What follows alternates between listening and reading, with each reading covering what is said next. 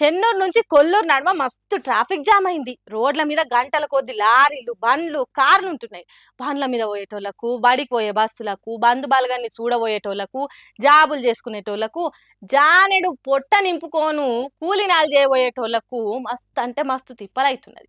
అబ్బా చూసినట్టే చెప్తున్నావు కదా అని అంటారా?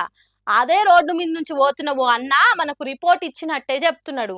ఇనుర్రి ఓవర్ టు బాటసారి. చూడండి ప్రజలారా, ఈ కాంగ్రెస్ ప్రభుత్వం వివేకు ఎట్లా చెలాయిస్తుండో చూడండి.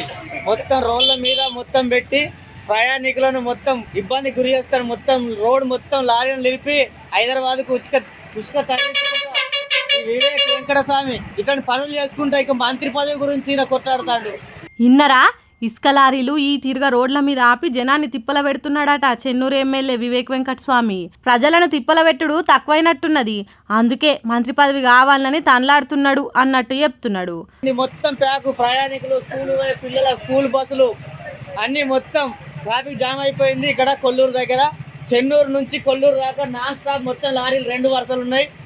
ఈ వివేక్ వెంకటస్వామి మొత్తం ఉసుక అంతా మొత్తం ఉసుక దోపిడికి చేసుకుంటూ ఇంకా మంత్రి పదవులు కావాలి, నా కొడుకు కూడా మినిస్టర్ పదవి కావాలన్నట్టు మాట్లాడుకుంటూ మొత్తం లారీలన్నీ ప్యాక్ చేసి ఇబ్బందులకు గురి చేస్తున్నాడు.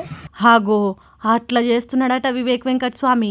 మరి అన్న చెప్పినట్టు వివేక్ వెంకటస్వామి చేస్తున్న ఇసుక దందానే లేకుంటే ఇంకెవరన్నా చేస్తున్నదో మనకు తెలియదు, కానీ రోడ్ల మీద మొత్తం లారీలను నింపి జనాన్ని గోస పెడుతున్నారని కోపానికి వస్తున్నారు. మరి ఈ తీరుగా ఇసుక లారీలతో రోడ్లు నింపుతుంటే పోలీసులు ఏం చేస్తున్నట్టు, సర్కారు ఏం చేస్తున్నట్టు, ఇసుక రవాణా న్యాయంగానే జరుగుతున్నదా లేకుంటే దొంగతనంగా సాగుతున్నదా అనేది తెలియదు, కానీ ఇట్లా పబ్లిక్ను తిప్పల పెట్టుడు మాత్రం న్యాయం కాదంటున్నారు ఆ బాట పొంటి వచ్చిపోయే జనాలు. ఈ వీడియో పెద్దల దాకా పోతే లారీల రవాణా ఆపుతారో లేకుంటే ఉల్టా ఈ వీడియో తీసిన ఈ అన్న మీదనే ఏదన్నా పెద్ద కేసు పెట్టి లోపటేస్తారో చూడాలిగా.